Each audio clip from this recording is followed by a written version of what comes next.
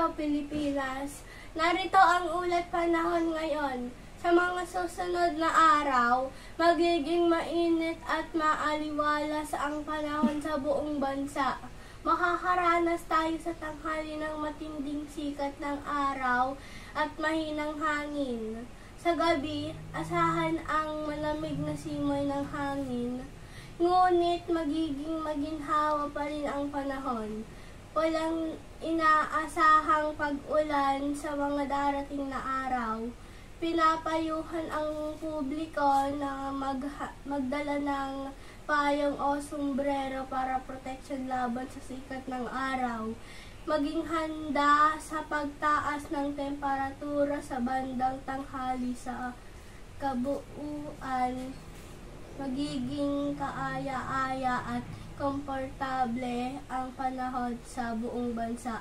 Ako po si Remy Amari, nag-uulat at nagpapaalala ng ugaliing uminom ng tubig at mag-ingat palagi.